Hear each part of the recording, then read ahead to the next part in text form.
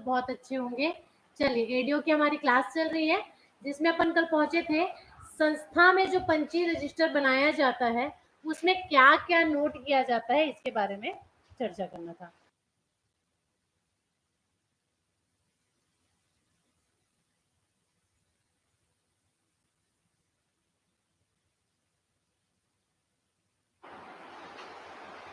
चलिए, अच्छा, मैंने 2 प्रकार की संस्थाएं आपको बताई थी कल की क्लास में। एक वो संस्था होती है जिसमें सदस्यों की संख्या 20 से कम होता है और वो एक वो संस्था होती है जिसमें सदस्यों की संख्या 20 से ज़्यादा होता है। तो ये वाली जो क्लास है उसमें स्पेशली हम चर्चा कर रहे हैं उस समूह के बारे में जिसमें सदस्यों की जो संख्या वो 20 से ज़्यादा होती है। तो फिलहाल तो ये कॉमन है कि जो रजिस्टर बनाया जाता है उसमें नोट क्या-क्या किया जाता है। तो देखिए, सबसे पहला पॉइंट है जो रजिस्टर, हम किस रजिस्टर की बात कर रहे हैं, स्व सहायता समूह क्या करेगा, एक रजिस्टर बनाएगा। उस रजिस्टर में एक साल में क्या क्या चीजें वो करता है उन सभी चीजों का वो लेखा जोखा रखेगा, जिसको बाद में क्या करना पड़ता है, रजिस्ट्रार के पास जाकर के जमा करवाना पड़ता है। रजिस्ट्रार को लेखा जोखा का प्रति एक देना पड़ता है, पंजीयन करवाना पड़ता है। करवाने के लिए कितना रुपए देना पड़ता है, 200 रुपए देना पड़ता है। ठीक है, ये सारा कुछ हमने कल की क्लास में देख लिया था। जो भी बच्चे पहली बार मेरी वीडियो देख रहे हैं यूट्यूब पर, वो फिर से जाकर के ये क्लास में इससे पहले वाली जो क्लासें हैं वो आप देखिए, तभी चीजें आपको आसानी से समझ आ पाएंगी। देखिए, सबसे पहले तो ये जो रजिस्टर बनाएगा उस रजिस्टर में लिखा क्या होगा, तो उसमें प्रत्येक सदस्य का नाम होगा, वो क्या काम करता है, उसका व्यवसाय होगा, उसमें लिखा हुआ होगा। ठीक है, दूसरा, वह तारीख जिसमें सदस्य ने सदस्यता ली है। ठीक है, किस तारीख को कौन से सदस्य वह स्व सहायता समूह का सदस्य बना था, और उसके साथ साथ उसको रसीद भी दी जाएगी और रसीद का नंबर भी लिखा जाएगा। ठीक, क्या करेंगे, सबसे पहले तो उसका नाम रहेगा, पता रहेगा, व्यवसाय रहेगा, इसके साथ साथ वह तारीख जिसमें उसने सदस्यता ग्रहण किया और प्लस उसको रसीद दे दिया जाता है, वह रसीद भी उसमें क्या रहेगा, अटैच्ड रहेगा। सदस्यता त्यागने का विवरण भी लिखा जाएगा। मान लीजिए वो सदस्य रहा लंबे समय तक, फिर किसी कारणवश उसको सदस्यता त्यागना पड़ा। ठीक है, या तो उसे त्याग पत्र दे दिया या समय पर वो पैसा नहीं जमा कर पाए, इस वजह से उसको क्या कर दिया गया, निकाल दिया गया समूह से, जो भी रीजन था वो रीजन भी उसमें लिखना पड़ेगा कि आप किस वजह से अपनी सदस्यता को त्याग कर रहे हैं, और सभी सदस्यों के हस्ताक्षर भी होंगे। उन सदस्यों के भी जो अब सदस्य नहीं रहे हैं और जो पहले से सदस्य थे, उन सभी सदस्यों के इसमें हस्ताक्षर करवाया जाएगा। तो इतनी सारी चीजें आपके रजिस्टर में होती है, मतलब ये होना जरूरी है। इसके बाद आपने साल भर में क्या क्या चीजें की वो तो उसमें इंक्लूड रहेंगी, लेकिन ये जो चीजें इस फॉर्मेट में आपका रजिस्टर जो है तैयार किया जाता है। क्लियर है यहाँ तक? चलिए, अब हम बात करते हैं 20 से अधिक सदस्यों के समूह के लिए कौन कौन सा नियम है। यहाँ पर स्पष्ट लिखा गया है 20 से अधिक सदस्यों के लिए, मतलब 20 से कम सदस्यों के लिए ये नियम नहीं है, ये सिर्फ उन्हीं के लिए है जिनको रजिस्ट्रार ऑफिस में जाकर के रजिस्ट्री करवाना पड़ता है। देखिए, इनके लिए नियम छत्तीसगढ़ सोसाइटी रजिस्टर अधिनियम द्वारा बनाया जाता है। सबसे पहला बात कि यह जो 20 से अधिक समूह वाले सदस्य होंगे, इनके लिए नियम बनाने का काम कौन करेगा, तो इनके लिए छत्तीसगढ़ सोसाइटी रजिस्टर अधिनियम कब आया था, 1900, यह नियम कब आया था भाई, जल्दी से लाइव वाले कमेंट करके बताएंगे। 1973 छत्तीसगढ़ सोसाइटी रजिस्ट्री अधिनियम 1973 के अंतर्गत ही यह जो समूह है वो काम करेगी। उनको क्या क्या करना है, क्या क्या नहीं करना है, ये सारे नियम का निर्धारण कौन करेगा, आपका यह समूह करेगा। ठीक है, छत्तीसगढ़ सोसाइटी करेगा। तो सबसे पहले तो इसमें क्या होता है, ये किसके लिए बात कर रहे हैं हम, वह समूह जिसमें सदस्यों की संख्या 20 से ज्यादा है। तो यह जो समूह बन गया, समूह के बाद कुछ सभाएं बुलाई जाती हैं, जिसमें सबसे पहले होता है एक साधारण सभा। क्या होता है ये साधारण सभा, तो देखिए, वर्ष में कम से कम एक बार होती है। यह जो साधारण सभा है वो कम से कम एक बार एक साल में बुलाया ही जाता है। सभाओं के बारे में पढ़ रहे हैं हम। सबसे पहले साधारण सभा, साधारण सभा क्या होता है, तो वर्ष में कम से कम एक बार साधारण सभा बुलाया जाता है। सभा का स्थान, समय, ये सब कौन डिसाइड करेगा, प्रबंध कारिणी समिति डिसाइड करती है। किस विषय पर सभा बुलाया जा रहा है, कहाँ पर बुलाया जाएगा, कितने बजे बुलाया जाएगा, ये सारा कुछ कौन डिसाइड करता है, प्रबंध कारिणी समिति। कहीं से भी ऑब्जेक्टिव बन जाएगा, आपका एक एक लाइन आपके लिए इंपॉर्टेंट है। ठीक है, साधारण सभा कितने बार बुलाई जाती है वर्ष में, एक क्वेश्चन तो यही आपका बन जाएगा। तो साधारण सभा वर्ष में एक बार बुलाया जाता है, और बुलाने का काम कौन करता है, प्रबंध कारिणी समिति करती है। कहाँ पर बुलाएगा, क्या होंगी, सारी चीजें कौन डिसाइड करता है, प्रबंधकारिणी समिति ही डिसाइड करेगी। सभा के 15 दिन पहले सभी सदस्यों को सूचना भेज दिया जाता है। स्टार मार्क के साथ इसको पिन डाउन करेंगे कि जिस दिन साधारण सभा बुलाया जाना है उसके कितने दिन पहले सभा के सदस्यों को सूचित किया जाएगा। तो 15 दिन पहले सभी सदस्यों को सूचना भेज दिया जाता है। सभी सदस्यों का 3/5 कोरम होना चाहिए, तभी मीटिंग होगी। मान लीजिए साधारण सभा की हम अभी बात कर रहे हैं ना, साधारण सभा में कितने सदस्य उपस्थित होने चाहिए? 3/5 सदस्य उपस्थित होने चाहिए, तभी मीटिंग होगी। अगर कोरम पूर्ण नहीं हो, कोरम मतलब क्या होता है? कोरम मतलब गढ़ पूर्ति, जितने सदस्य चाहिए उतने सदस्य होने चाहिए। तो जितने भी सदस्य उसके कम से कम 3/5 सदस्य उपस्थित होने चाहिए, तभी आपका जो सभा है वो होगा, तभी उसको कोरम का पूर्ति माना जाएगा। मान लो कोरम पूर्ण नहीं हुआ, मतलब 3/5 सदस्य मौजूद नहीं हुए, तब क्या होगा? तो उस कंडीशन में जो मीटिंग है उसको 1 घंटा के लिए पोस्टपोन कर दिया जाएगा, 1 घंटे के लिए आगे बढ़ा दिया जाएगा, 1 घंटा के लिए टाल दिया जाएगा। फिर क्या होगा? 1 घंटे बाद फिर से वहां मीटिंग बुलाई जाएगी, लेकिन इस बार जो मीटिंग बुलाई जाएगी उसमें किसी भी प्रकार की गढ़ पूर्ति की आवश्यकता नहीं होगी। जितने सदस्य रहेंगे उतने मिलकर ही इस सभा को कर लेते हैं। आया समझ में? साधारण सभा, इसमें गण पूर्ति कितनी चाहिए? 3/5 चाहिए। 3/5 सदस्य अगर उपस्थित है तब तो आपका सभा होगा, और अगर नहीं है तो जो मीटिंग है उसको 1 घंटे के लिए पोस्टपोन कर दिया जाता है। क्यों कर दिया जाता है? ताकि हो सकता है 1 घंटे के अंदर वो सदस्य पहुंच सके, किसी काम में फंस गए होंगे, इसलिए 1 घंटे के लिए मीटिंग टाल दी जाती है। 1 घंटे बाद जब फिर से यह मीटिंग रखी जाती है और मान लीजिए इस बार फिर से जितना कोरम चाहिए, जितना गढ़ पूर्ति चाहिए वो आपका पूर्ण नहीं हुआ है, तब भी वह जो मीटिंग है वो कंटिन्यू रहेगा, मतलब वो मीटिंग कर लिया जाता है। क्लियर? ये क्वेश्चन आपके कूट में पूछा जा सकता है, इसीलिए एक एक पॉइंट बहुत ध्यान से समझेंगे और बहुत ध्यान से आप लोग याद रखेंगे। देखिए, जैसे ही स्व सहायता समूह का गठन होगा, समझना, जैसे ही आपका स्व सहायता समूह का गठन हुआ उसे 3 माह के भीतर ही साधारण सभा बुलाई जाएगी। सबसे पहले तो क्या होगा? सबसे पहले आपका स्व सहायता समूह का गठन होगा। आपका स्व सहायता समूह का गठन हो गया, स्व सहायता समूह का जैसे ही गठन होगा 3 महीने के अंदर ही आपको एक सभा बुलाई जाएगी। जो हमने देखा था ना, साल में एक बार साधारण सभा बुलाया जाता है। यह साधारण जो सभा रहेगा वो 3 माह में 3 माह के अंदर ही आपको बुलाना पड़ेगा। क्यों बुलाना पड़ेगा? इसीलिए बुलाना पड़ेगा ताकि सभी जितने भी सदस्य हैं वो अपने बीच से ही प्रबंधकारिणी समिति चुन सके, क्योंकि उसको पूरा मैनेज कौन करेगा? प्रबंधकारिणी समिति करेगा ना। लेकिन इसके लिए पहले आपको स्व सहायता समूह बनाना पड़ेगा, स्व सहायता समूह के सभी सदस्यों को बुलाना पड़ेगा।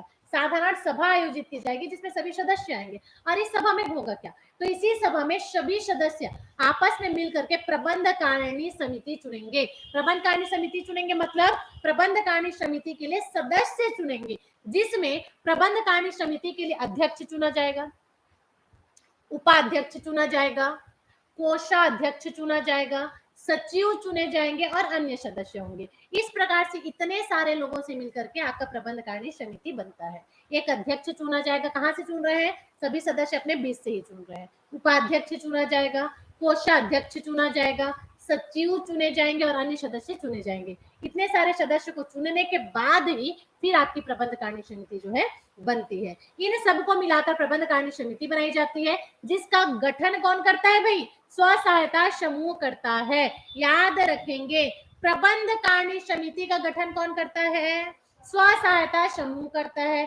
कितने महीने बाद करता है? तो स्व सहायता समूह बनने के 3 महीने बाद ही प्रबंधकारिणी समिति का गठन किया जाता है, और उसमें किसको किसको चुना जाता है ये आप लोगों ने देख लिया। इसके बाद यह जो साधारण सभा है साल में एक बार बुलाई जाती है। अब यहाँ से कंफ्यूज हो जाएंगे आप, मैडम ने बोला साल में एक बार, लेकिन मैडम ने ये बोला कि जो साधारण सभा है वो कम से कम साल में एक बार बुलाई जाती है। तो कम से कम मतलब समझ आया ना कि जरूरत पड़ने पर ये 2 बार भी बुलाई जा सकती है, लेकिन एक बार निश्चित रूप से बुलाना जरूरी है। और वो निश्चित रूप से कब बुलाया जाता है? जैसे ही आपका स्व सहायता समूह बनता है उसके 3 महीने बाद ही साधारण समूह को बुलाया जाता है। एक बार तो ये निश्चित है, इस टाइम पर बुलाना पड़ेगा, उसके बाद अगर आवश्यकता पड़ी तो फिर बुला सकते हैं, लेकिन कम से कम एक बार बुलाना जरूरी है। इसीलिए यहाँ पर एक शब्द यूज किया गया, कम से कम। समझ आया ना? इसका अंतर को समझना। चलो, तो एक हो गया आपका साधारण सभा। समझ आ गया हम लोग को साधारण सभा में क्या करते हैं। तो सबसे पहले तो प्रबंध कार्य समिति के लिए ही, निर्माण के लिए ही इसको बुलाया जाता है, वो भी 3 महीने के अंदर। दूसरा है आपका प्रबंध कार्य समिति। कल एक बच्चा मुझसे पूछ रहा था प्रबंध कार्य समिति क्या होती है मैम, तो मैं वही बोलती हूँ, सही समय आने पर आपको सब चीज पता चल जाएगा। थोड़ा सब्र के साथ आप बैठा करें। देखिए, प्रबंध कार्य सभा क्या होता है, माह में कम से कम एक बार इसकी मीटिंग होती है। साधारण सभा का साल में एक बार, लेकिन प्रबंध कार्य समिति का माह में एक बार, मतलब हर महीने ये होना जरूरी है। हर महीने में एक बार कम से कम यह मीटिंग होती है। इस सभा को बुलाने के लिए 7 दिन पहले सूचना देना पड़ता है। साधारण सभा को बुलाने के लिए कितने दिन पहले सूचना देना पड़ता है? 15 दिन पहले। और प्रबंध कार्य समिति जो सभा लेती है, उसको बुलाने के लिए कम से कम 7 दिन पहले आपको सूचना देना पड़ेगा। इसका कोरम 1/2 होता है। प्रबंध कार्य समिति का कोरम कितना होता है? हाफ होता है, मतलब 50% आपका होना चाहिए। जितने भी सदस्य हैं उनका 50% मौजूद होना चाहिए। इसमें भी सेम कंडीशन है, अगर मान लीजिए उतने सदस्य नहीं पहुंचे जितना कोरम के लिए जरूरी है, तो फिर से यह जो सभा है वो 1 घंटा के लिए आगे टाल दिया जाता है। 1 घंटा बाद फिर से जब ये मीटिंग होती है, तो इस बार गढ़ पूर्ति आवश्यक नहीं होती है। अगर सदस्य पूरे नहीं आए तब भी यह मीटिंग ले ली जाती है। समझ आया? तो याद आपको इसमें क्या रखना है, साधारण सभा के लिए कितने दिन पहले सूचना? 15 दिन पहले, जबकि प्रबंध कार्य सभा के लिए 7 दिन पहले। कोरम क्या है उसका? 3/5 है, इसका 1/2, मतलब 50% लोग यहाँ पे मौजूद होने चाहिए। नेक्स्ट है आपका विशेष सभा। 2 सभा हमने देख लिया। तीसरा सभा है आपका विशेष सभा। अब ये विशेष सभा क्या होता है, तो देखिए, स्व सहायता समूह के 2/3 सदस्य, मतलब 2/3 सदस्य किसी विशेष मुद्दे पर चर्चा करने के लिए सभा का आयोजन करने हेतु प्रबंध कार्य समिति को लेटर लिखते हैं। फिर यह सभा बुलाया जाता है। मतलब विशेष सभा कब बुलाया जाएगा? मान लीजिए कोई ऐसा मुद्दा है जिसमें इमरजेंसी में मीटिंग करना है, ठीक है, और मुद्दा इतना जरूरी है जिसके लिए मीटिंग करना जरूरी है, तो ऐसे कंडीशन में क्या करते हैं, आपके स्व सहायता समूह के जो सदस्य होंगे, उन सदस्यों में से जो 2/3 सदस्य है वो एक लेटर में सिग्नेचर करेंगे, और उसके बाद प्रबंध कार्य समिति को उस लेटर को भेजा जाता है कि हमको इमरजेंसी में मीटिंग रखनी है, जिसका आप मीटिंग को बुलाइए। ये होता है विशेष सभा। मतलब जब एकदम इमरजेंसी रहेगा, जब विशेष मुद्दा पर आपको चर्चा करना है, साधारण सभा का समय निकल चुका है, तो अब जो सभा करना जरूरी है उसको आप विशेष सभा के नाम से जानते हैं। क्या करना पड़ेगा इसके लिए? कितने बहुमत चाहिए? तो 2/3 बहुमत इसके लिए चाहिए। 2/3 सदस्य यहाँ पर मौजूद होना चाहिए। फिर यह सभा बुलाया जाता है। विशेष सभा बुलाने के लिए 45 दिन के भीतर छत्तीसगढ़ सोसाइटी रजिस्ट्रीकरण के रजिस्ट्रार को इसकी सूचना देनी पड़ेगी। विशेष सभा में, ठीक है, विशेष सभा जो आप बुलाएंगे उसमें क्या करना पड़ेगा? विशेष सभा बुलाने से पहले जिस दिन भी आप मीटिंग रख रहे हैं उसके 45 दिन के भीतर, है ना, जो छत्तीसगढ़ आपका सोसाइटी है, रजिस्ट्रीकरण है, उसका जो रजिस्ट्रार है उसको आपको इसका सूचना देना पड़ेगा। साथ ही विशेष सभा में क्या क्या हुआ, कौन कौन से नियम बनाए गए, यह सब भी उसको बताना पड़ेगा, क्योंकि सभा में लिए गए निर्णय तभी मान्य होंगे जब रजिस्ट्रार नियमों का पंजीयन देगा। समझ आया आपको? विशेष सभा के बारे में हमने क्या बताया। सभा बुलाने से पहले क्या करना पड़ेगा? सभा बुलाने से पहले सबसे पहले तो आपको स्व सहायता समूह के सदस्य का 2/3 अपना सिग्नेचर करके प्रबंध कार्य समिति को भेजेंगे कि इमरजेंसी में हमको क्या करना है, मीटिंग करना है। अब वो मीटिंग बुलाएगा प्रबंध कार्य समिति। मीटिंग हो गया आप लोग का। मीटिंग होने के बाद 45 दिन के अंदर इसकी सूचना आपको किसको देना पड़ेगा? रजिस्ट्रार को देना पड़ेगा। और साथ साथ सिर्फ हमने मीटिंग किया यही नहीं बताना है, उस मीटिंग में हुआ क्या क्या, आपने कौन कौन सा नियम बनाया, आपने कौन कौन सा फैसला किया, ये सारी चीजें वो आपको रजिस्ट्रार को बताना पड़ेगा। क्यों बताना पड़ेगा? इसलिए बताना पड़ेगा क्योंकि ये रजिस्ट्रार ही है जो आपके सभी नियम धर्म से आप लोगों को बताते हैं, परिचित करवाते हैं। और जो आपका स्व सहायता समूह जिस नियम के बेस पर काम करेगा, वो नियम बनाने का काम कौन करता है? उस नियम का निर्धारण कौन करेगा? आपका ये छत्तीसगढ़ सोसाइटी ही करेगा। क्लियर है ना यहाँ तक? ये आपको पहले ही मैं क्लियर कर चुकी हूँ, तो इस चीज को आपको समझना पड़ेगा। तो 45 दिन के भीतर ही छत्तीसगढ़ सोसाइटी को आप इन्फॉर्म करेंगे कि क्या क्या हुआ, क्योंकि सभा में लिए गए निर्णय, जो भी आपने निर्णय लिया है इमरजेंसी में, जो भी आपने डिसीजन बनाया है वो तभी मान्य होगा जब रजिस्ट्रार उन नियमों का पंजीयन कर दे, या कोई नया काम करना चाहता है, यदि स्व सहायता समूह तो भी 45 दिन के भीतर रजिस्ट्रार के पास पंजीयन करना आवश्यक है। आया समझ में? मतलब ये है कि विशेष सभा आपने जिस भी इंटेंशन से बनाया है, जो भी आपने उसमें नया नया निर्णय लिया है, जो भी नया नया नियम बनाया है, वो तभी मान्य होगा जब रजिस्ट्रार उसका पंजीयन करे। जब तक रजिस्ट्रार उसका पंजीयन नहीं करेगा, उस नियम को आप एक्टिवेट नहीं कर सकते, उस नियम को आप लागू नहीं कर सकते। इसीलिए जिस दिन आपका विशेष सभा हुआ, 45 दिन के अंदर ही उस सभा की सूचना आपको किसको देना पड़ेगा? रजिस्ट्रार को देना पड़ेगा, और जाकर वहां आपको पंजीयन करवाना पड़ेगा। यहाँ तक क्लियर है ना? चलिए आगे देखते हैं। अब हम बात करेंगे प्रबंध कारिणी समिति के कार्यकाल की, कि जो प्रबंध कारिणी समिति होती है वो कितने समय के लिए बनाई जाती है। तो प्रबंध कारिणी समिति 3 साल के लिए होती है। इसका कार्यकाल कितना होता है? 3 साल का होता है। प्रबंध कारिणी समिति कितने साल के लिए बनाई जाती है? 3 साल के लिए बनाई जाती है। 3 साल खत्म होने पर साधारण सभा बुलाई जाएगी, क्योंकि 3 साल खत्म हो गया, फिर से साधारण सभा बुलाओगे और नई प्रबंध कारिणी समिति का चुनाव करना पड़ेगा। आया समझ में? तो मतलब समझ आ रहा है ना? प्रबंध कारिणी समिति का कार्यकाल 3 साल है। इसका मतलब क्या समझे? मतलब प्रबंध कारिणी समिति के अंतर्गत जो सदस्य चुना गया था, अध्यक्ष, उपाध्यक्ष, कोषाध्यक्ष, जो भी एक्सेट्रा एक्सेट्रा, है ना, इन सभी का कार्यकाल भी कितने साल का होगा? 3 साल का ही होगा। नया प्रबंध कारिणी समिति चुना जाएगा, मतलब नए सदस्य चुने जाएंगे। जो पहले सदस्य थे वो भी फिर से चुने जा सकते हैं, लेकिन चुनाव फिर से होगा। आया समझ में? तो 3 साल का इनका टाइमिंग पीरियड रहता है। जैसे ही प्रबंध कारिणी समिति का 3 साल समाप्त हो जाता है, 6 माह के भीतर ही साधारण सभा हो जाना चाहिए और प्रबंध कारिणी समिति का चुनाव हो जाना चाहिए। ये पॉइंट स्टार मार्क के साथ में नोट करेंगे। जैसे ही प्रबंध कारिणी समिति का 3 साल खत्म होता है, तो आपका 3 साल खत्म हुआ तो 6 महीने के अंदर ही आपको क्या करना पड़ेगा? मीटिंग बुलाना पड़ेगा, और उस सभा में ही आपको पहले प्रबंध कारिणी समिति चुनना पड़ेगा। आया समझ में? जैसे ही प्रबंध कारिणी समिति का कार्यकाल समाप्त हुआ, आपको क्या करना पड़ेगा? फिर से 6 माह के अंदर ही एक सभा बुलाना पड़ेगा, और उस सभा में आपको प्रबंध कारिणी समिति का निर्माण करना पड़ेगा। और वो कौन सा सभा होगा? भैया आपका साधारण सभा होगा। आया समझ में यहाँ तक? चलिए अब आगे देखते हैं प्रबंध कारिणी समिति में आखिर अध्यक्ष का क्या क्या काम होता है। हमने देखा है ना, अध्यक्ष चुनेंगे, उपाध्यक्ष चुनेंगे, कोषाध्यक्ष चुनेंगे, सचिव चुनेंगे। ये काम क्या करते हैं? तो जो अध्यक्ष रहता है वो जितनी भी सभाएं होंगी, जितनी भी सभाएं मतलब जो साधारण सभा हो गया, आपका विशेष सभा हो गया, प्रबंध कारिणी सभा हो गया, जो जो जितनी भी टाइप की सभाएं होती हैं, उन सब की अध्यक्षता कौन करेगा?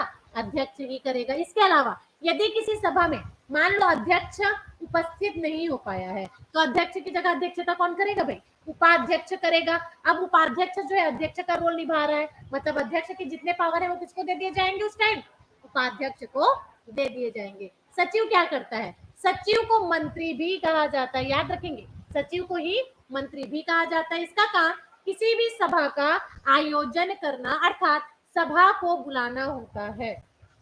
सचिव का क्या काम होगा? सचिव का काम ही होता है किसी भी सभा को बुलाना। जैसे कि ग्राम पंचायत में क्या होता है, जो भी बैठक होगा वो बैठक बुलाने का काम कौन करता है? सरपंच करता है। वैसे ही स्व सहायता समूह में जो मीटिंग बैठेगी, तो उस मीटिंग को बुलाने का काम कौन करेगा? आपका अध्यक्ष नहीं करेगा, सचिव करेगा। अध्यक्षता और उपाध्यक्षता अध्यक्ष और उपाध्यक्ष निभाएंगे, लेकिन उस मीटिंग को बुलाना है, यह दायित्व तो किसकी रहेगी? आपकी सचिव की रहेगी। मीटिंग आ गई उसके बाद भले ही अध्यक्ष और उपाध्यक्ष अपना काम करेंगे, लेकिन मीटिंग बुलाने का काम सचिव करेगा। सभा में जो भी चर्चा की जाएगी, जो भी आय व्यय का विवरण होगा, उन लेखाओं को रजिस्टर में नोट कौन करेगा? सचिव करेगा। तो ये काम किसका होता है? सचिव का। जो मीटिंग होगा उसको बुलाने का काम कौन करेगा? सचिव करेगा। मीटिंग में जो भी निर्णय लिए गए, जो भी चर्चा हुई, उसको उसका लेखा जोखा तैयार करने का काम भी कौन करेगा? आपका सचिव ही करेगा। यहाँ तक क्लियर है? चलिए, कोषाध्यक्ष क्या काम करते हैं? कोषाध्यक्ष स्व सहायता समूह द्वारा जितना भी खर्चा किया जा रहा है, स्व सहायता समूह द्वारा जितना भी खर्चा किया जा रहा है, जितना भी पैसा आ रहा है, उसको गिनकर कोष में जमा करने का काम कोषाध्यक्ष करते हैं। मतलब स्व सहायता समूह में जितना भी पैसा आ रहा है उसमें कोष में जमा कौन करवाएगा? उसको कोषाध्यक्ष करवाएगा। और मान लो कोष से पैसा निकालने का भी जरूरत पड़ रहा है तो वो काम भी कौन करेगा? आपका कोषाध्यक्ष ही करेगा। मतलब कोष पर कंट्रोल किसका रहेगा? कोषाध्यक्ष का। चाहे आप उसमें पैसा डालिए या फिर पैसा उससे निकालिए। क्लियर है यहाँ तक? अब हम बात करेंगे थोड़ा सा बैंक खाता के बारे में। क्या आखिर ये बैंक खाता क्या होता है? तो समझना, जो भी स्व सहायता समूह होगा उसका एक बैंक खाता होगा जो उसके ही क्षेत्र के अंतर्गत आने वाले या तो किसी अनुसूचित बैंक में होना चाहिए या फिर किसी पोस्ट ऑफिस में होगा। सबसे पहले आपने स्व सहायता समूह बनाया।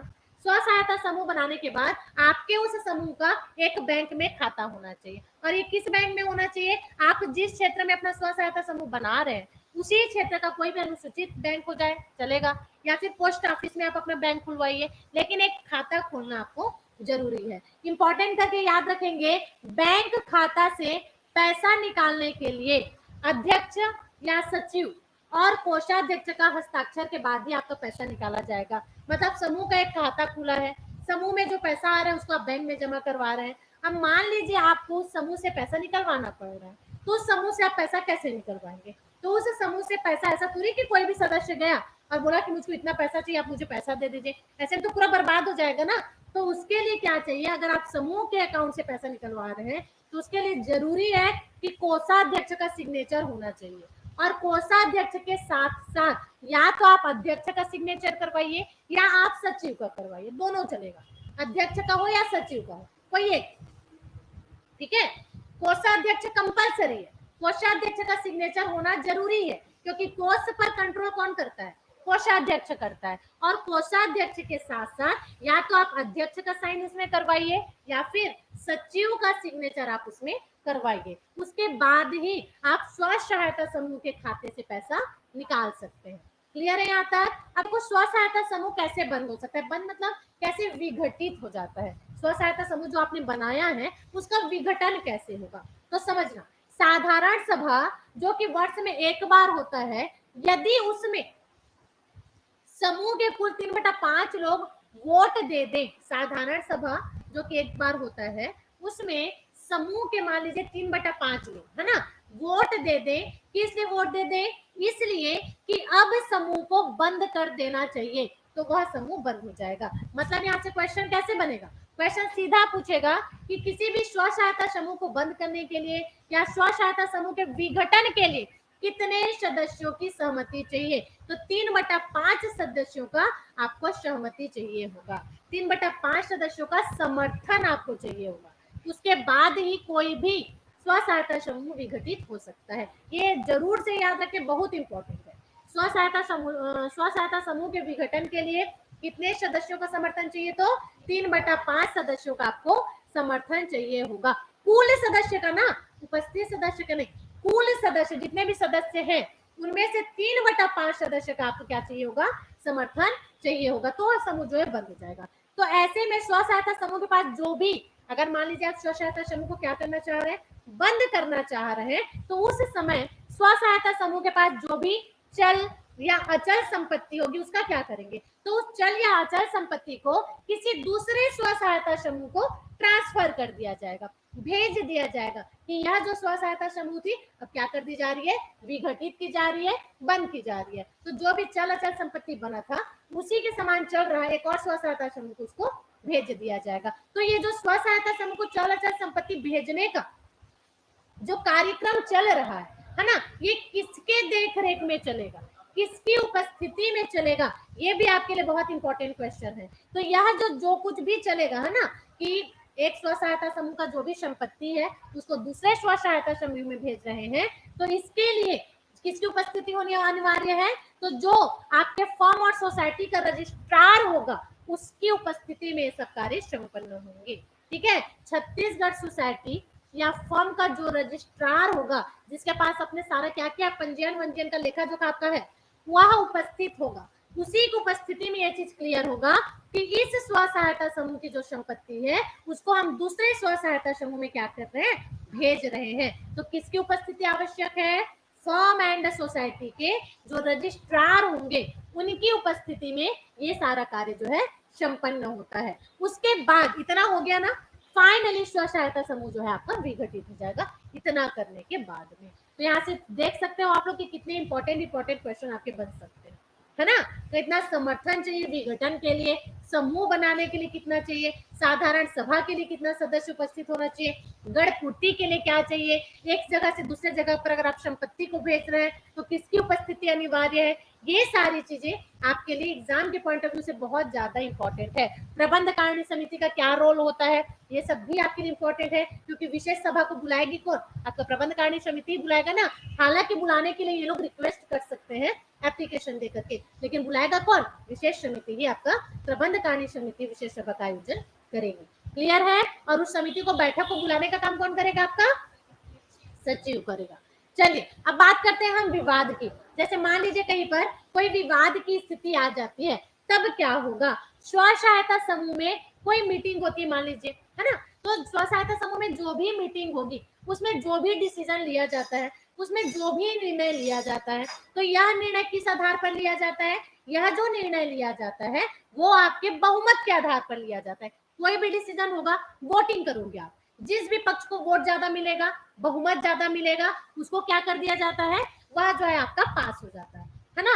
तो स्व सहायता समूह में क्या होगा, अगर कोई भी आप मीटिंग बुला रहे हैं और मान लीजिए वहां पर विवाद की स्थिति बन जाती है, कुछ लोग बोल रहे हैं कि नहीं ये होना चाहिए, कुछ लोग बोल रहे हैं कि नहीं ये नहीं होना चाहिए, विवाद बन गया, तब क्या होगा, क्योंकि सभी निर्णय आपके किस आधार पर होते हैं, बहुमत के आधार पर होते हैं। तो उस विवाद का निर्णय सबसे पहले तो कोशिश करेंगे आप कि बहुमत के आधार पर हो जाए, है ना।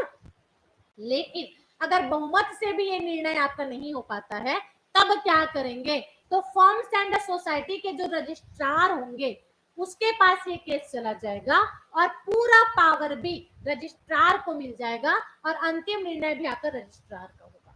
आया समझ में। तो मान लीजिए किसी भी प्रकार की विवाद की स्थिति बन रही है, तो अंतिम डिसीजन कौन लेता है आपका, पहले तो कोशिश करेंगे कि बहुमत के आधार पर आपस में सुलझ जाए मामला, लेकिन अगर नहीं होता है तो आपका छत्तीसगढ़ सोसाइटी एंड फर्म्स का जो रजिस्ट्रार होगा, जो सारा काम को देख रेख रहा है, यह केस उसी के पास चला जाएगा और उसके पास इतना पावर होता है कि जो अंतिम निर्णय वो ले वो सबको मानना पड़ेगा। आया समझ में। तो यह चीज है जो आपको याद रखना है। इस प्रकार से आज के लिए बस इतना ही क्लास आपका रखा जा रहा है। आपको याद रखना है कि कौन कौन से ऑब्जेक्टिव पॉइंट्स यहाँ से बन सकते हैं। वैसे समझदार हो, ये कॉन्सेप्ट पढ़ने के बाद ही तुम लोग को समझ आ गया होगा कि कौन कौन से ऑब्जेक्टिव इसमें बन सकते हैं। जैसे कि बचत बैंक खाता से क्या निकलेगा, अगर खाते से आप पैसा निकलवा रहे हैं तो किसका किस तरह सिग्नेचर चाहिए, ये आपका बहुत ही इंपॉर्टेंट और बहुत ही शानदार क्वेश्चन बन सकता है। बिल्कुल चांसेस है इस क्वेश्चन के आने के। तो इस प्रकार के उसके अलावा जो हमने शुरू में पंजीयन करवाने के लिए महिलाओं का स्व सहायता समूह को कितना पैसा देना पड़ेगा, ठीक है, मिक्सिंग जेंडर को कितना पैसा देना पड़ेगा, युवा मंडल को कितना पैसा देना पड़ेगा, तो ये सारे ही जो क्वेश्चंस होते हैं यही आपके एग्जाम में आते हैं और एग्जाम के पॉइंट ऑफ व्यू से आपके लिए बहुत ज्यादा इंपॉर्टेंट होते हैं।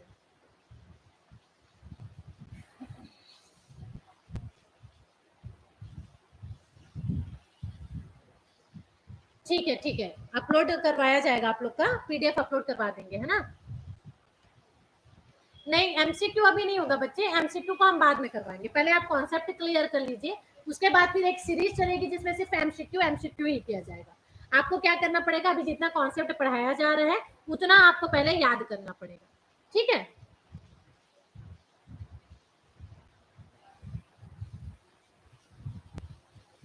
सोसाइटी कैसा होता है आपका, छत्तीसगढ़ सोसाइटी ऑफ फर्म्स की बात हो रही है ना, मतलब ये गवर्नमेंट ही होता है। ठीक, चलिए तो फिलहाल के लिए इतना ही। बच्चे एडीओ की जो क्लास है वो आपके 9 बजे स्टार्ट हो जाती है, 9, 5, 9, 10 तक स्टार्ट हो जाता है। एडीओ की क्लास आपको यूट्यूब पर प्रोवाइड की जाएंगी, लेकिन सभी क्लास प्रोवाइड नहीं किया जाएगा।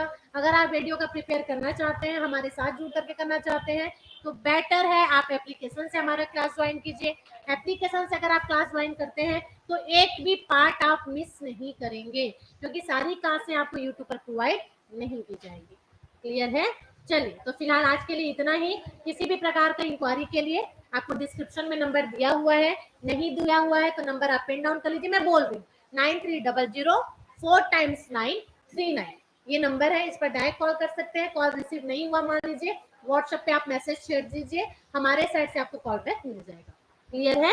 चलिए आज के लिए फिलहाल इतना ही। नेक्स्ट क्लास आपका 10 बजे होता है, मे बी, है ना सर, जो लेते हैं 10 साढ़े 10 तक होता है, 10 बजे नहीं तो 10:30 बजे तक आपको लिंक शेयर कर दिया जाएगा।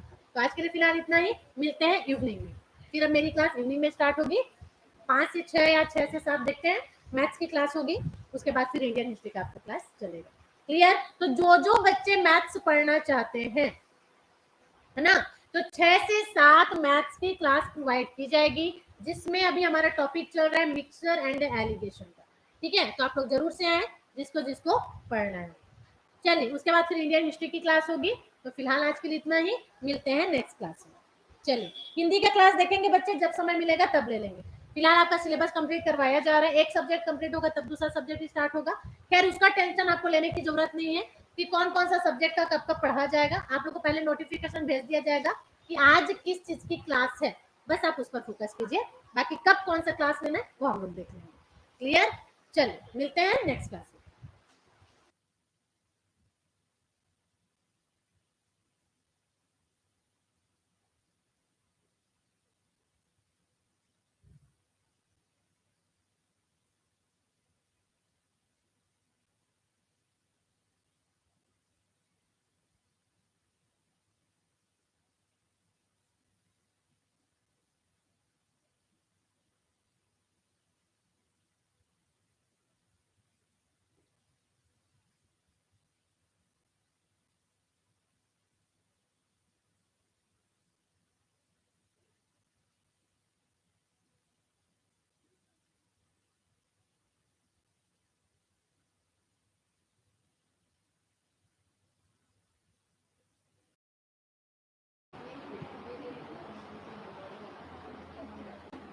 Good morning all of you, कैसे हैं आप सब? एडीओ की ये हमारी दूसरी क्लास है। कल एक और क्लास लगी थी जिसमें थोड़ा सा बेसिक इन्फॉर्मेशन मैंने आप लोग को बताया था कि एक्चुअली में एडीओ होता क्या चीज है, एडीओ का पोस्ट क्या होता है, एडीओ काम कहाँ पे करता है, क्या काम करता है, कितना कमाता है, एक्स्ट्रा एक्स्ट्रा एक्स्ट्रा, है ना। बहुत सारी चीजें हम लोगों ने यहाँ पर आपसे चर्चा किया। आज एडीओ का अगर बोले तो सही मायने में पहली क्लास है, जिसमें आजीविका का पहला क्लास अपन स्टार्ट कर रहे हैं। लेकिन कल की जो क्लास थी उसमें आजीविका के बारे में थोड़ा सा ओवरव्यू मैंने आप लोग को दिया था। जो बच्चे फर्स्ट टाइम हमारी क्लास देख रहे हैं वो जाकर के पहले, इससे पहले वाला वीडियो भी आप देखें।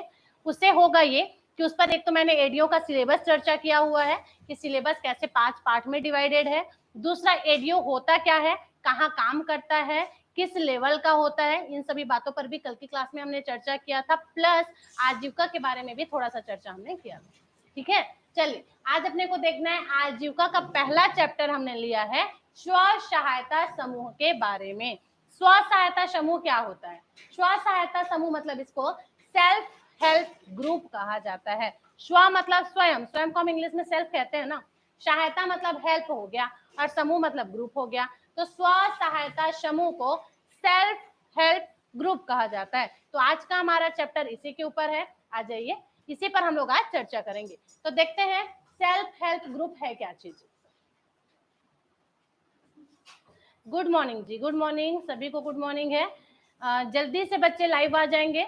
यूट्यूब वाले बच्चे सबसे पहले तो सेशन शेयर कर देंगे अपने फ्रेंड्स के साथ भी, क्योंकि ये वाली क्लास आपको फ्री में प्रोवाइड कराई जा रही है यूट्यूब में, तो इसका फायदा जरूर उनको उठाना चाहिए।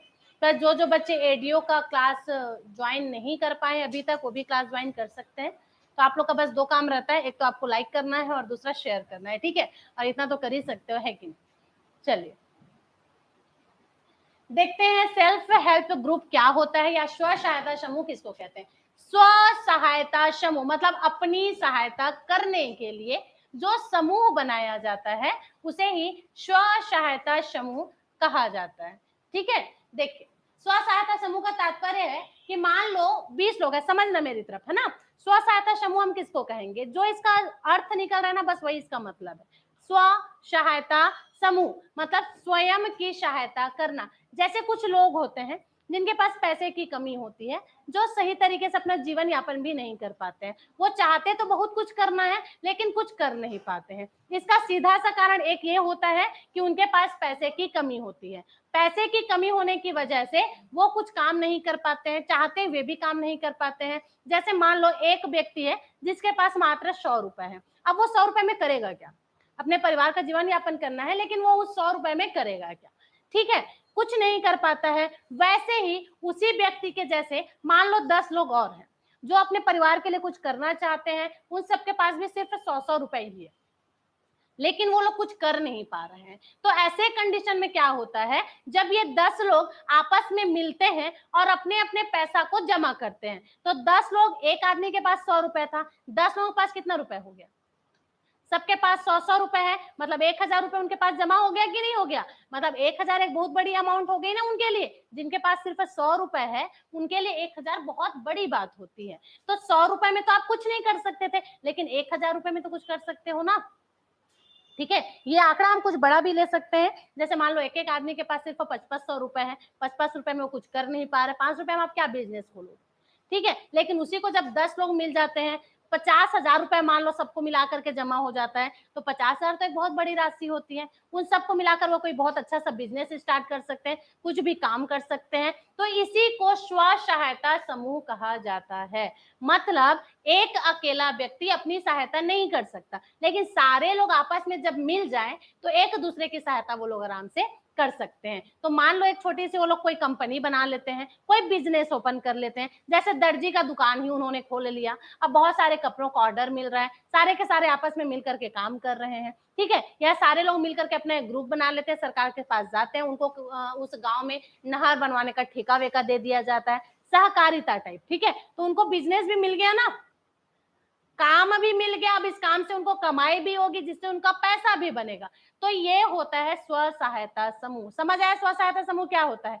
हर एक इंसान की इसमें सहायता की जाती है एक ग्रुप के माध्यम से। इसमें कोई अगला आदमी नहीं आएगा आपके लिए पैसा लगाने के लिए, इसमें पैसा आपको खुद को लगाना है। जैसे 100-100 रुपए का अमाउंट है, तो सब लोग मिलकर के 100-100 रुपए जमा करेंगे, फिर उस राशि से उन लोग क्या ऐसा करें जिससे कि बेनिफिट ज्यादा हो, अब ये वो सोचेंगे, उसके बाद फिर वो काम स्टार्ट करेंगे जिसमें सबको फायदा हो। तो ऐसे ही काम को क्या कहा जाता है? स्व सहायता समूह कहा जाता है। समझ आया स्व सहायता समूह क्या होता है?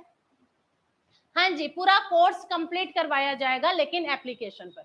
यूट्यूब पर सारी क्लासें आपको नहीं दी जाएंगी, कुछ क्लासें आपको प्रोवाइड करवाया जाएगा, लेकिन कुछ क्लासें आपसे स्किप भी करवाई जाएंगी। देखो, घुमा फिरा कर बातें करना नहीं आता है मेरे को, मैं साफ सुथरा बोलती हूँ, किसी भी प्रकार के अंधेरे में आप लोगों को नहीं रखना चाहती हूँ। यूट्यूब में सारी क्लासें आपको प्रोवाइड नहीं कर सकते। इसका रीजन ये है क्योंकि जो बच्चे हमसे क्लास कोर्स परचेज किए हैं, फिर उनका क्या फायदा हुआ? वो भी यूट्यूब से ही नहीं पढ़ लेंगे, तो उनके साथ फिर ये गलत हो जाएगा। इसी वजह से कुछ क्लासें आपको यूट्यूब में प्रोवाइड कराई जाएंगी, लेकिन मान लीजिए आप पूरा कंप्लीट तैयारी करना चाहते हैं, आपको हमारे एप्लीकेशन से कोर्स ज्वाइन करना पड़ेगा।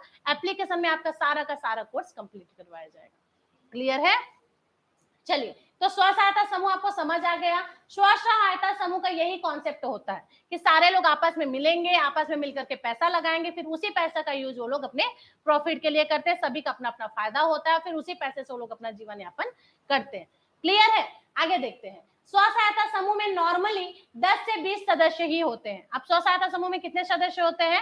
नॉर्मली की बात करें तो 10 से 20 सदस्य होते हैं। 10 से 20 सदस्य मिलकर के कोई भी समूह बना सकते हैं, और कोई भी समूह बनाने के बाद में वो लोग अपना अपना काम कर सकते हैं। देखो, ऐसे समूह छोटे स्तर के सहायता समूह होते हैं, इनको आसानी से बैंक का ऋण भी मिल सकता है। हम बात कर रहे हैं स्व सहायता समूह की, और ये स्व सहायता समूह है वो दो टाइप की होती है। एक वह समूह होता है जिसमें 10 से 20 सदस्य होते हैं, और एक वह समूह होता है जिसमें 20 से अधिक सदस्य होते हैं। लेकिन अभी मैं बता रही हूँ आपको 10 से 20 सदस्य के बारे में। तो 10 से 20 सदस्य जिस समूह में होते हैं वो एक छोटा सा स्तर होता है। ये छोटे स्तर पर काम करते हैं और इनको बहुत आसानी से बैंक से ऋण भी मिल जाता है। ये छोटे स्तर पर कार्य करेंगे। छोटे स्तर पर कार्य करेंगे मतलब जैसे बांस का काम हो गया, आपका कुटीर उद्योग हो गया, लघु उद्योग हो गया, ये सारे सफाई के काम हो गए, इनके द्वारा किया जाता है। इस प्रकार से सहायता समूह में सदस्यों की संख्या 10 से 20 होती है। यदि इन सदस्यों की संख्या 20 से ज्यादा होती है तो उनको छत्तीसगढ़ सोसाइटी रजिस्ट्रीकरण अधिनियम 1973 के तहत ऐसे समूह को फर्म्स एंड सोसाइटी संस्थानों में क्या करवाना पड़ता है? रजिस्ट्रीकरण करवाना पड़ता है। रजिस्ट्री करवाना पड़ता है। समझ आया यहाँ तक बात? देखो, दो समूह के बारे में अभी हम बात कर रहे हैं। एक ऐसा समूह है जिसमें सदस्यों की संख्या 10 से 20 होती है। तो जिन समूह में सदस्यों की संख्या 10 से 20 है उनको कोई रजिस्ट्रीकरण करवाने की जरूरत नहीं है। लेकिन जिस समूह में सदस्यों की संख्या 20 से ज्यादा हो गई तो उनको क्या करना पड़ता है। 1973 में एक अधिनियम आया था जिसको छत्तीसगढ़ सोसाइटी रजिस्ट्रीकरण अधिनियम कहा जाता है। इस अधिनियम के तहत ऐसा ग्रुप जिसमें सदस्यों की संख्या 20 से ज्यादा है उनको वहां जाकर रजिस्ट्री करवाना पड़ता है, तब जाकर के ऐसा समूह जो है काम कर पाएगा। मान लो यदि सदस्यों की संख्या 20 से ज्यादा है और आपने रजिस्ट्रीकरण नहीं करवाया तो कोई भी बैंक आपको कार्य करने के लिए ऋण नहीं देगा। बहुत सारे बच्चों के माइंड में एक क्वेश्चन आ रहा था कि मैम मान लीजिए हमें रजिस्ट्रीकरण नहीं करवाया तो क्या हो जाएगा। कुछ नहीं होगा बच्चे, बस बैंक आपको कोई ऋण नहीं देगा। आया समझ में? अब जब बैंक आपको ऋण नहीं देगा तो आप नया बिजनेस स्टार्ट कैसे करोगे? समझ आ रहा है? तो इस काम को सही तरीके से क्रियान्वित करने के लिए अगर सदस्यों की संख्या 20 से ज्यादा है तो आपको छत्तीसगढ़ सोसाइटी रजिस्ट्रीकरण अधिनियम 1973 के अकॉर्डिंग क्या करना पड़ेगा। फर्म्स एंड सोसाइटी में जाकर के पहले अपना रजिस्ट्री करवाना पड़ेगा, उसके बाद फिर आप यह समूह को चला सकते हैं। अगर आपने ऐसा नहीं किया तो आपको किसी भी प्रकार से कोई भी बैंक से ऋण नहीं मिलेगा। लेकिन अगर आपके सदस्यों की संख्या 20 तक है ना, 20 से ज्यादा नहीं है, 10 से 20 ही है, तो आपको ये रजिस्ट्रीकरण वगैरह करवाने की जरूरत नहीं है। ऐसे ही आपको सोसाइटी में जाएंगे, आपको कर्जा मिल जाएगा, ऋण आपको दे दिया जाएगा। यह स्व सहायता समूह पूरे छत्तीसगढ़ सोसाइटी रजिस्ट्रीकरण अधिनियम निर्देश पर ही चलेगा। ये दूसरे वाले की बात हो रही है जिसमें सदस्यों की संख्या कितनी है, 20 से ज्यादा है। क्लियर कर दिया ना मैंने, 20 से ज्यादा है, सिर्फ उन्हीं को रजिस्ट्री करवाना है। 20 से कम वाले के लिए तो कोई नियम ही नहीं है। ठीक है, तो ऐसा समूह जिसमें सदस्यों की संख्या 20 से ज्यादा है तो उनका समूह जो काम करेगा, जिस भी नियम पर काम करेगा, तो उनके लिए क्या नियम बनेगा, तो वो छत्तीसगढ़ सोसाइटी रजिस्ट्रीकरण अधिनियम के निर्देश पर ही चलेगा। इस अधिनियम में जो जो नियम बताए गए हैं उन्हीं नियमों को उनको पालन करना पड़ेगा। किनको करना पड़ेगा?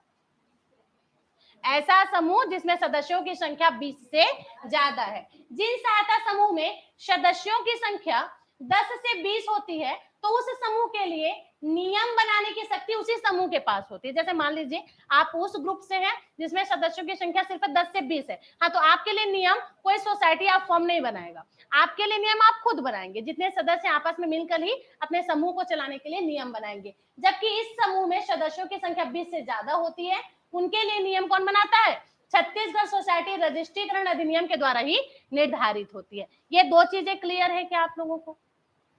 अभी सिर्फ दो बातें हमने कही हैं। एक बात ये कि अगर आप स्व सहायता समूह बना रहे हैं और आपके सदस्यों की संख्या 10 से 20 है तो आपको ना तो छत्तीसगढ़ सोसाइटी में रजिस्ट्रीकरण करवाना पड़ेगा और ना ही आपको बैंक से ऋण लेने में किसी भी प्रकार की झंझट होने वाली है। यहाँ तक कि आपका समूह कैसे चलेगा, इसके लिए जो भी रूल्स, कानून, नियम बनाए जाते हैं वो आप स्वयं बनाएंगे, यह समूह खुद बनाएगा। क्लियर है यहाँ तक? दूसरा हमने बात किया ऐसा समूह जिसमें सदस्यों की संख्या आपके 20 से अधिक है तो उनको पहले पंजीयन करवाना पड़ेगा। कहाँ पंजीयन करवाना पड़ेगा? फर्म्स एंड सोसाइटी में जाकर के पंजीयन करवाना पड़ेगा। ऐसा क्यों भाई? ऐसा इस कारण से क्योंकि 1973 में एक नियम आया था जिसके अकॉर्डिंग आपको ये पंजीयन करवाना पड़ेगा अगर आपके समूह में सदस्यों की संख्या 20 से अधिक है। अगर आप पंजीयन नहीं करवाते हैं तो फिर बैंक आपको किसी भी प्रकार का ऋण नहीं देगा। बैंक से ऋण चाहिए, अपना समूह सही तरीके से चलाना है तो पंजीयन करवाना बहुत जरूरी है। और दूसरा, आपका समूह में क्या क्या नियम रहेगा, कौन कौन सा नियम चलेगा, ये सब किसके निर्देश पर कार्य करेगी? आपका जो अधिनियम आया था छत्तीसगढ़ सोसाइटी रजिस्ट्रीकरण अधिनियम 1973, जिसमें साफ साफ शब्दों में निर्देश लिखा गया है, उन्हीं निर्देशों के अकॉर्डिंग आपको नियम का पालन करना पड़ेगा और अपना काम करना पड़ेगा। क्लियर है यहाँ तक?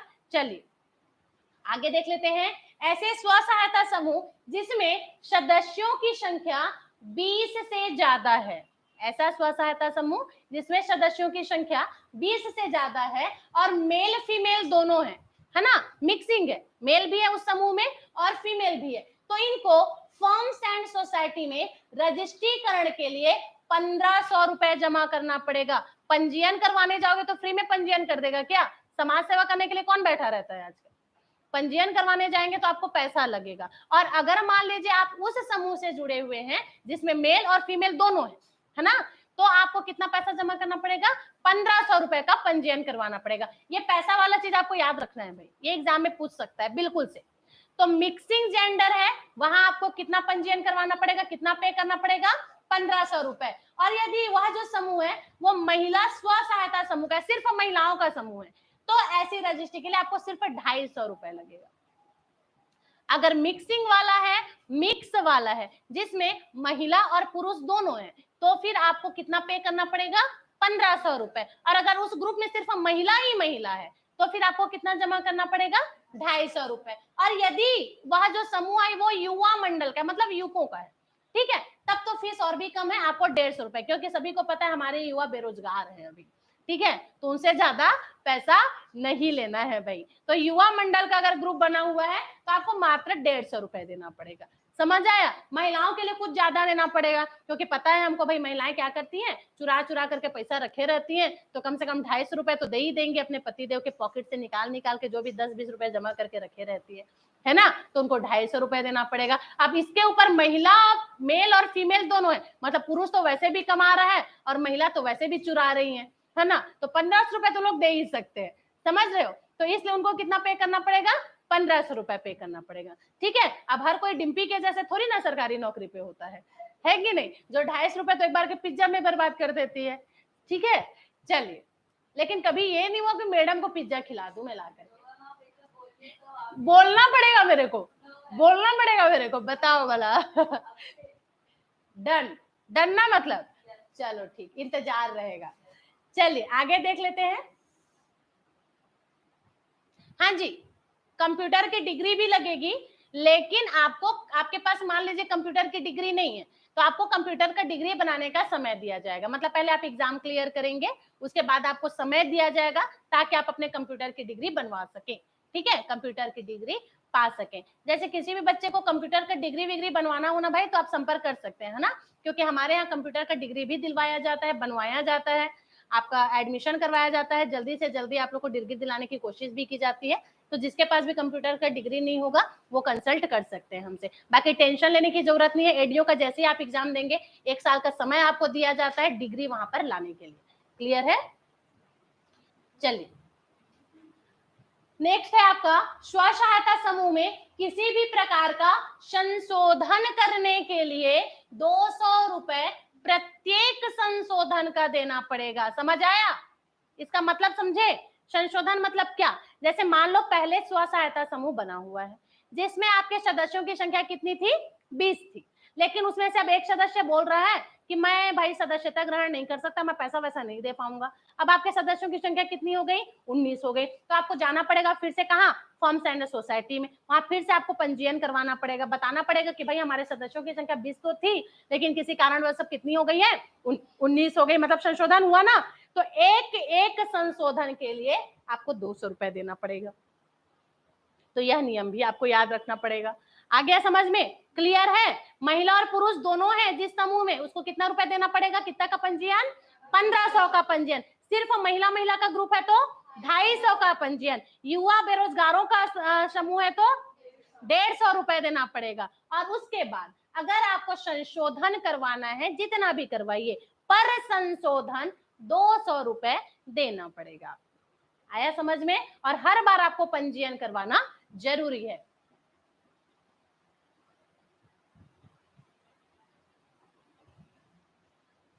बच्चे तुरंत अपलोड तो हो जाएगा, लेकिन ऐसा है ना कि जैसे ही क्लास खत्म होता है और भी क्लासें होती हैं, उसके बाद फिर हम लोग को ऑनलाइन थोड़ा सा सिस्टम भी संभालना पड़ता है।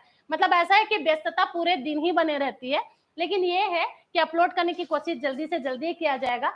तुरंत अपलोड होगा इसकी गारंटी नहीं है, क्योंकि काम बहुत ज्यादा होता है। जैसे ही इधर से फ्री होते हैं आप लोग का पीडीएफ अपलोड कर दिया जाएगा, ठीक है। लेकिन आज ही हो जाएगा इसकी गारंटी मैं नहीं देती हूँ, पर जब भी समय मिलेगा तुरंत ही आपका ये काम कर दिया जाएगा। क्लियर? एडीओ का क्लास का टाइम यही है बच्चे, 9 बजे से लेकर के अभी फिलहाल, है ना, स्टार्टिंग है, इस वजह से बाद में धीरे धीरे उस टाइमिंग को बढ़ाया जाएगा। देखते हैं, स्व सहायता समूह में किसी भी प्रकार का संशोधन करना है तो कितना रुपए देना पड़ेगा आपको? 200 रुपए देना पड़ेगा। ऐसे सहायता समूह जिसमें 20 से ज्यादा सदस्य होते हैं उनको अपने लेखाओं का एक पंजी बनाना पड़ेगा और उस पंजी को हर वर्ष के अंत में फर्म्स एंड सोसाइटी के रजिस्ट्रार के पास जमा करना पड़ेगा। देखो लेखाओं का लेखा का एक कार्ड बनाना पड़ेगा, मतलब समझ रहे हो, एक एनवलप बनाना पड़ेगा, जिसको इंग्लिश में क्या कहा जाता है, इंग्लिश में उसी को आप बैलेंस शीट कहते हैं। मतलब एक साल में आपने क्या क्या पैसा खर्चा किया, कितना कितना पैसा लगा है, क्या क्या चीजें आपने की है, उसका पूरा लेखा जोखा तैयार करना पड़ेगा। और वर्ष में, एक वर्ष में अंत में आपको क्या करना पड़ेगा, उसको जाना पड़ेगा सोसाइटी एंड फर्म्स के पास, वहां के जो रजिस्ट्रार हैं उनके पास उसको जमा करवाना पड़ेगा, मतलब पंजीयन करवाना पड़ेगा फिर से कि एक साल में हमने ये चीजें की, इतना इतना खर्चा किया, इतना इतना पैसे की जरूरत पड़ी, यहाँ यहाँ इतना इतना पैसा लगाया। मतलब एक साल में आपने जो भी किया उसका पूरा लेखा जोखा, जिसको इंग्लिश में आप बैलेंस शीट कहते हैं, वो ले जा करके रजिस्ट्रार के पास जमा करवाना पड़ेगा, पंजीयन करवाना पड़ेगा। अब ये जो बैलेंस शीट है आप रजिस्ट्रार के पास जमा करवाएंगे तो फिर से आपको 200 रुपए जमा करना पड़ेगा उस बैलेंस शीट को रजिस्ट्रार के पास जमा करवाने के लिए। जैसे ही आप 200 रुपए जमा करवाते हैं, बैलेंस शीट को रजिस्ट्रार क्या करेगा, अपने पास उसको सत्यापित करेगा कि हाँ मैंने इसका चेक कर लिया है, उन्होंने कैसे कैसे काम किया है, इसलिए वो अपना सत्यापित प्रस्तुत करेगा। उसके बाद फिर क्या होगा, उस लेखा जोखा का, आपके बैलेंस शीट का एक कॉपी वो खुद रखेगा और दूसरी कॉपी आपको देगा। आया समझ में? तो इतना काम करना पड़ता है ऐसे सहायता समूह। और ये किसके लिए हो रहा है? 20 से ज्यादा जिनके पास सदस्य है ना, सिर्फ उनको ये काम करना पड़ेगा। ऐसा सहायता समूह जिसमें सदस्यों की संख्या 20 से ज्यादा है, उनको क्या करना पड़ेगा, हर वर्ष के अंत में अपने पूरे काम का लेखा जोखा रजिस्ट्रार के पास जाकर के जमा करवाना पड़ेगा। रजिस्ट्रार के पास जमा करवाने के लिए आपको 200 रुपए का शुल्क देना पड़ेगा। उसके बाद रजिस्ट्रार क्या करेगा, आपका उस पंजीयन को सत्यापित करेगा, एक प्रति खुद रखेगा, एक प्रति आपको देगा। इतना काम स्व सहायता समूह को करना पड़ता है। ये बॉटल हटाओ यहाँ पर, मुझे वो दिख नहीं रहा है, दो मुझे दो।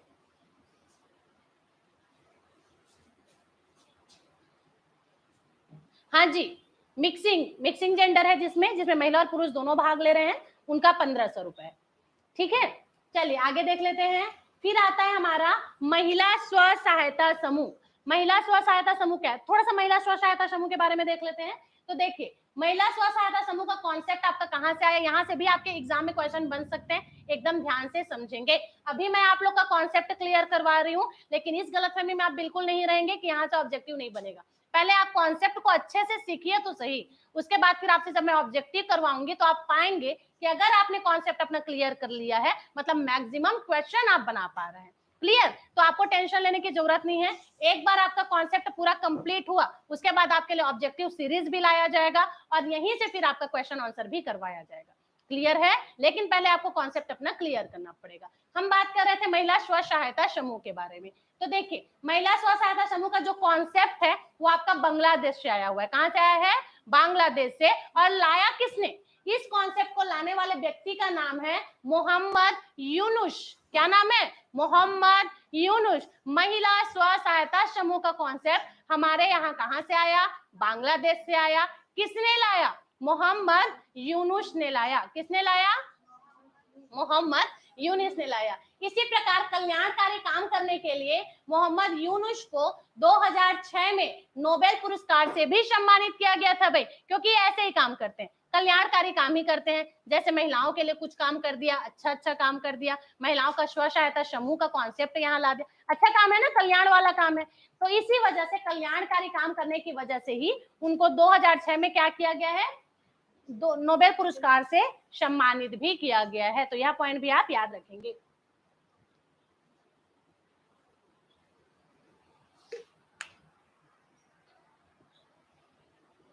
चलिए आगे देखते हैं कैसे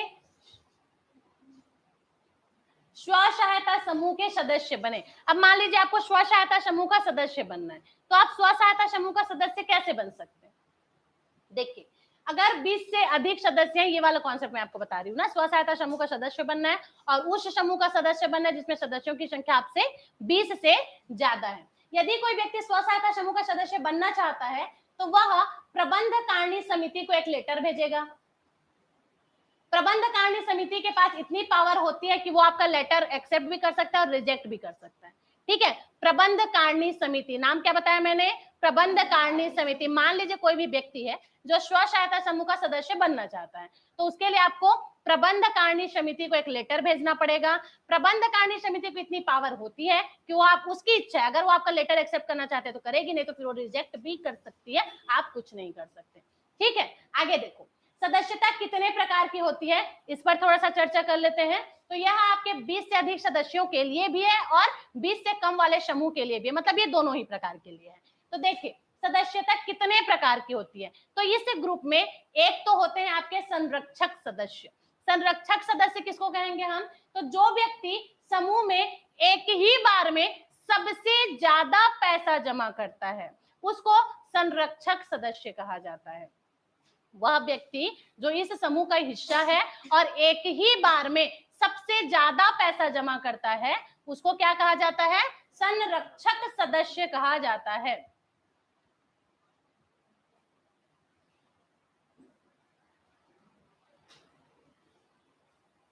दूसरा है आजीवन सदस्य। आजीवन सदस्य कहते हैं किसको, हाँ जी, पूरा कोर्स कंप्लीट करवाया जाएगा पर एप्लीकेशन पे। ठीक है, आजीवन सदस्य किसको कहेंगे, तो ऐसे सदस्य जो संरक्षक सदस्य से थोड़े कम पैसे दिए हैं वो सभी सदस्य आजीवन सदस्य के रूप में जाने जाते हैं। समझ आया, ग्रुप में ऐसा कोई व्यक्ति है जो सबसे ज्यादा पैसा दिया है, एक ही बार में पैसा दिया है, तो उसको क्या सदस्य बना देंगे, संरक्षक सदस्य। और वे लोग जो संरक्षक सदस्य के इतना तो पैसा नहीं दिए लेकिन उनसे थोड़ा कम पैसा दिए हैं तो उनको आजीवन सदस्य के रूप में रखा जाता है। क्लियर। नेक्स्ट है आपका साधारण सदस्य। साधारण सदस्य किसको कहेंगे, तो ऐसा सदस्य जो प्रत्येक माह एक निश्चित राशि के रूप में स्व सहायता समूह उपलब्ध कराता है। ऐसा सदस्य जो प्रत्येक माह एक निश्चित राशि के रूप में स्व सहायता समूह को उपलब्ध कराता है उसे साधारण सदस्य कहते हैं। यह साधारण सदस्य तब जब तक चंदा देता रहेगा तब तक वह समूह का सदस्य बना रहेगा। आया समझ में, साधारण सदस्य किसको कहेंगे, ये एक मुफ्त पैसा नहीं देता है लेकिन ये क्या बोलता है कि मैं हर महीने एक निश्चित राशि एक चंदा के रूप में जमा करवाऊंगा। जब तक ये हर महीने पैसा जमा करते रहेगा तब तक ये उस ग्रुप का सदस्य रहेगा। लेकिन अगर इसने पैसे देने मना कर दिए तो अब वो पैसा किस टाइप से देना बंद किया, 1 महीने 2 महीने की बात नहीं है, अगर लगातार आप 6 महीने तक अपना चंदा का राशि जमा नहीं करवाए तब क्या होगा, तो अगर आपने 6 महीने तक सदस्य ने कोई राशि उपलब्ध नहीं कराई और ना ही राशि जमा ना करवा पाने का कोई वैलिड रीजन दिया है, कोई कारण तो बताओगे ना आप कि किस वजह से आप 6 महीने तक पैसा नहीं जमा कर पाए। अगर आपका रीजन सच में विश्वास करने योग्य होगा तो आपको माफ भी कर देंगे। लेकिन मान लीजिए आपने रीजन ऐसा दिया जिससे हमको लग रहा है कि आप झूठ बोल रहे हो या आप बहाना बना रहे हो, है ना, कोई वैलिड रीजन हमको नहीं लग रहा है, तो उस कंडीशन में क्या किया जाएगा कि अगर आपने 6 महीना तक का पैसा जमा नहीं करवाया है तब आपको ऐसी स्थिति में समूह से बाहर निकाल दिया जाता है। यहां तक क्लियर हुआ। हमने कुछ सदस्यों का नाम पढ़ा है। सबसे पहले हमने देखा संरक्षक सदस्य, फिर हमने देखा आजीवन सदस्य, उसके बाद फिर हमने देखा सामान्य सदस्य या साधारण सदस्य। क्लियर। तो इन चीजों का जो कॉन्सेप्ट है वो आपको बिल्कुल क्लियर होना चाहिए कि हम साधारण सदस्य किसको कहेंगे, वे सदस्य जो हर महीना चंदा जमा करवाते हैं। हर महीना करवाना है मतलब हर महीना करवाना ही पड़ेगा। अगर आप 6 महीना से ज्यादा पैसा जमा नहीं करवाते हैं तो फिर, और ना ही उसका कोई वैलिड रीजन देते हैं, तो आपको ग्रुप से बाहर निकाल दिया जाएगा। लेकिन मान लो बाद में यदि फिर से वही व्यक्ति जिसको ग्रुप से निकाल दिया वो उस समूह में फिर से जुड़ना चाहता है तब क्या करना पड़ेगा, तब सबसे पहले तो प्रबंध कारिणी समिति को फिर से आवेदन करना पड़ेगा कि मैं इस समिति में फिर से ज्वाइन होना चाहता हूँ। दूसरा क्या करना पड़ेगा, पिछले बार 6 महीने तक आपने जितनी राशि नहीं दी थी वो राशि पहले आपको भरना पड़ेगा, उसके बाद फिर से आपको समिति का सदस्य बना लिया जाएगा। समझ आया। अगर फिर से आप समिति का सदस्य बनना चाहते हैं तो क्या करना पड़ेगा, प्रबंध कारिणी समिति में पहले आप आवेदन देंगे। आवेदन देने के बाद आपने पिछले 6 महीने में जितना पैसा नहीं दिया था, जो भी राशि आपका बकाया था, उसको पहले आपको पटाना पड़ेगा उतना पैसा को, उसके बाद फिर आपको समिति का सदस्य बना लिया जाएगा। क्लियर। नेक्स्ट है आपका सम्मानित सदस्य। सम्मानित सदस्य क्या होता है, सम्मानित सदस्य किसको कहते हैं, तो देखिए यदि स्व सहायता समूह में कोई ऐसा मुद्दा आता है जिसको सॉल्व करने के लिए विशेषज्ञों की आवश्यकता होती है, या फिर किसी बाहर जगह से किसी विशेषज्ञ को आपकी मीटिंग में शामिल होने के लिए आप बुला रहे हैं, तो ऐसे सदस्यों को सम्मानित सदस्य कहा जाता है। ठीक है, तो ऐसा सदस्य सिर्फ स्पेशल मौके पर ही आपके पास आ रहा है, मतलब जब आपके पास कोई विवादित मुद्दा है जिसका आपको सॉल्यूशन चाहिए, इसलिए वो जो विशेष सदस्य है वो आपके समिति में आ रहे हैं, या फिर किसी विशेष सदस्य की सलाह लेने के लिए आप उसको बुला रहे हैं, वो एक सम्मानित सदस्य होगा। मतलब वो पर्टिकुलर परमानेंट तो आपके समूह का सदस्य नहीं है, वो आपके बुलाने पर आया है, तो ऐसा जो सदस्य रहता है उसी को क्या कहा जाता है, सम्मानित सदस्य कहा जाता है। और यह जो सम्मानित सदस्य रहता है वो आपके समूह के मीटिंग में जो चर्चा होगा उसमें भाग जरूर लेगा, लेकिन वोट नहीं करेगा, क्योंकि यह समूह भी किस बेस पर काम करती है, वोट के बेस पर, बहुमत के बेस पर। जैसे मान लीजिए किसी बेस पर आप नियम कानून बनाना चाहते हैं या कोई काम करना चाहते हैं, कोई मुद्दा है, तो उसमें पहले आपको वोटिंग करना पड़ेगा, और जिस भी मुद्दे को बहुमत मिली फिर वही क्रियान्वित होता है। तो इसी वजह से जो सम्मानित सदस्य होगा वो आपके चर्चा में भाग जरूर लेगा, आपको सलाह देने का काम जरूर करेगा, लेकिन वोट करने की शक्ति इसके पास नहीं होती है। किसके पास नहीं होती है? क्यों नहीं होती है, समझ आया? क्योंकि ये आपकी समिति का परमानेंट सदस्य नहीं है, वो तो तब आया है ना जब आपने उसको बुलाया है, तो इस कारण से वो आपका एक सम्मानित सदस्य होता है। क्लियर है यहाँ तक? चलिए आगे देखते हैं। इस प्रकार दोनों ही प्रकार के सहायता समूह में इसी प्रकार के सदस्य होते हैं, चाहे आप 20 सदस्य वाले समूह के ग्रुप के हो या 20 से ज्यादा सदस्य वाले समूह के ग्रुप के हो, दोनों ही प्रकार के समूह में आपको ये देखने के लिए मिलता है। क्लियर है यहाँ तक? अब हम बात करेंगे सदस्यों की योग्यताएं कैसी होती है। सदस्यों की योग्यताएं क्या क्या चाहिए होगी, कितने कितने सदस्य होने चाहिए, क्या क्या नहीं होना चाहिए। तो समझो, सबसे पहले तो आप किसी भी स्व सहायता समूह में मान लीजिए सदस्यता ग्रहण करना चाहते हैं, तो आपकी आयु 18 वर्ष या उससे अधिक होना चाहिए। मतलब कम से कम आपकी एज कितनी होनी चाहिए? 18 वर्ष की होनी चाहिए। दूसरा, भारत के नागरिक होना चाहिए। तीसरा, पागल या अयोग्य नहीं होना चाहिए, माइंड डिस्टर्ब नहीं होना चाहिए भाई आपका। ठीक है, माइंड डिस्टर्ब आपका बिल्कुल नहीं होना चाहिए, तब आप जाकर के इस समूह में भाग ले सकते हैं। स्व सहायता समूह के नियमों का पालन करने के लिए पहले तो आपको प्रतिज्ञा लेना पड़ेगा। जब भी आप बोलेंगे कि भाई मैं इस स्व सहायता समूह में सदस्य बनना चाहता हूं, तो लंबा लेखा जोखा आपके सामने दे दिया जाएगा, ये कंडीशंस है, इसको पढ़ लीजिए। अगर इसको पढ़ने के बाद आप प्रतिज्ञा करते हैं कि जो जो लिखा हुआ है नियम धर्म कानून वो सबको मैं मानूंगा, तब जाकर आपको हम स्व सहायता समूह का सदस्य बनाएंगे। ठीक है, इसके अलावा मद्यपान ना करने वाला व्यक्ति ही स्व सहायता समूह बन सकता है। स्टार मार्क के साथ 5वां पॉइंट नोट डाउन करेंगे, क्योंकि यही आप फंसोगे एग्जाम में। अगर ये एग्जाम में आ गया मतलब 100% आप फंसेंगे। क्यों? समझना, यहाँ पे लिखा हुआ है मद्यपान ना करने वाला व्यक्ति ही स्व सहायता समूह का सदस्य बन सकता है। इसका मतलब ये है कि जिस टाइम पर आप स्व सहायता समूह की सदस्यता ग्रहण कर रहे हैं उस टाइम पर आप मद्यपान ग्रहण नहीं कर सकते। मतलब समझ रहे हो कि पूरी तरीके से आप मद्यपान सेवन नहीं करते होगे, तभी आप क्या बनेंगे? इस समूह का सदस्य बनेंगे। अब सदस्यता ग्रहण करने के बाद मान लीजिए आप ड्रिंक करना चालू कर दिए, तो कोई कुछ नहीं कर सकता। आया समझ?